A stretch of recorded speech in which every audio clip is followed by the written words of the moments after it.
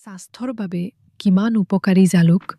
জালুক সৰ্বাধিক ব্যৱহৃত মছলাৰ ভিতৰত অন্যতম।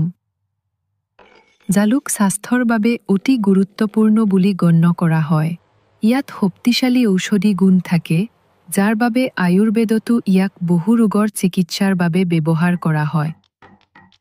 শীতকালত আমাৰ শৰীৰত সাধাৰণতে বিভিন্ন প্ৰকাৰৰ ৰোগে দেখা দিয়ে। বিশেষকৈ এই সময়ছোৱাত চৰ্দি কাহ, জ্বৰৰ লগতে বিভিন্ন সংক্ৰমণাত্মক ৰোগ হয়। এনে পৰিস্থিতিত যদি আপুনি শীতকালত স্বাস্থ্যৱান হৈ থাকিবলৈ বিচাৰে, তেন্তে আপুনি আপোনাৰ আহাৰত জালুক অন্তৰ্ভুক্ত কৰিব পাৰে। জালুকৰ বহুতো ঔষধি গুণ আছে। পাকঘৰত ব্যৱহাৰে খাদ্যৰ সোৱাদ বৃদ্ধি কৰে জালুকে। কিন্তু আপুনি জানেনে যে পাকঘৰত ৰখা কিছুমান মছলা খাদ্যৰ সোৱাদৰ লগতে স্বাস্থ্যৰ বাবেও যথেষ্ট উপকাৰী। এই খাদ্যৰ বহুতো স্বাস্থ্য উপকাৰিতা আছে। জালুকত protein, vitamin D, calcium, iron আৰু আঁহ প্ৰচুৰ পৰিমাণে থাকে। তদুপৰি জালুক খালে পাচন তন্ত্ৰ শক্তিশালী হয় আৰু শৰীৰৰ দুৰ্বলতা আঁতৰ হয়। শৰীৰটোক সুস্থ ৰাখিবৰ বাবে জালুক কেনেকৈ খাব লাগে? আজি জানো আহক।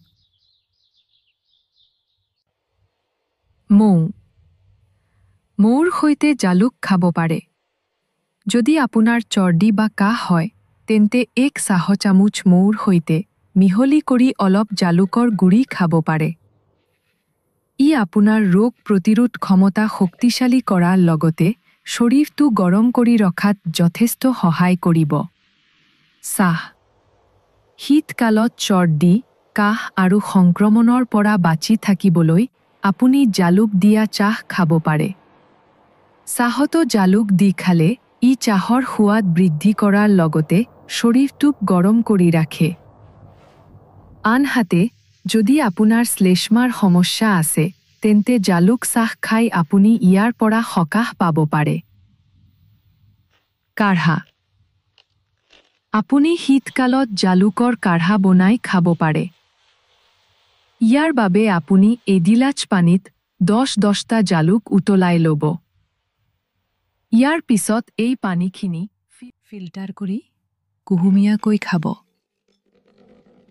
ই আপোনাৰ ৰোগ প্ৰতিৰোধ ক্ষমতা যথেষ্ট শক্তিশালী কৰিব।